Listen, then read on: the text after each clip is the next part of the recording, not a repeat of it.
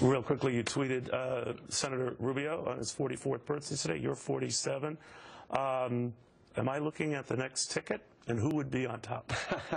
Well, there might be dispute depending on whose side you're on, but it doesn't, you know, I said happy birthday from another 40-something.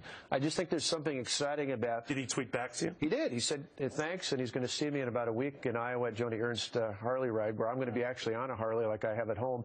And I think there's something exciting. People want someone new. They want someone fresh. They want someone from outside of Washington. Most importantly, they want someone who can do more than talk. They can actually deliver. Well, my next guest was listening to that, found it very interesting. The Weekly Standard's Mike Warren. Hard to say this early with so many in the race what the final ticket will look like, but that's been bandied about by more than a few. What do you think of that?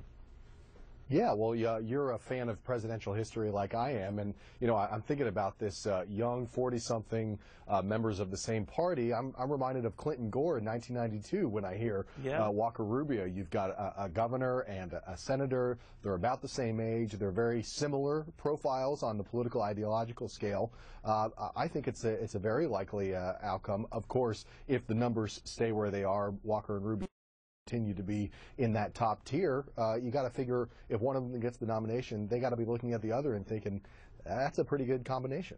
Is it automatic that you balance a governor with a senator with a governor? Is it dangerous to have two senators? I mean, Kennedy and Johnson were two senators, but of course Johnson's appeal was obviously that he hopefully could deliver Texas, which he did.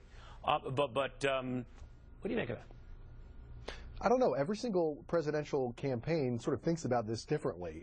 You know, you think back to Bush-Cheney in 2000. Cheney was sort of the old Washington hand. That's he right. brought some foreign policy experience to a governor like George W. Bush. That's a way to think about it. I think back to Clinton Gore. That was really sort of double down on a vision for the future, right? That this was going to be a new Democratic Party. They were not considered, Clinton and Gore, liberals in their party. They were sort of the moderate, almost conservative Southern Democrats.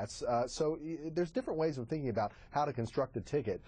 Look, there's something to it, particularly if Hillary Clinton is going to be the nominee for the Democratic side. There's definitely a generational and age argument that those two Republicans would be able to make. Marco Rubio making that actually very explicitly with a birthday cake that looks like Bill Clinton's 50-year birthday cake that he had in '96. Real quickly, the idea that whether it's too early to say what the ticket looks like, but a Wisconsin and a Florida combination, those are two must-win states, certainly Florida. You'd be well along your way, wouldn't you? That's right. You got to win Florida if you're a Republican candidate. That's the really only way to get those electoral votes. And then with Walker, you get a foothold in that always out there Midwest vote that Republicans, I think, really need to win in the sort of modern electoral college map. Well put, Mike. You're not too bad at this history stuff yourself, young man. Mike Warren. Thank you, my friend. Thanks, Neil. Finally, before this cowboy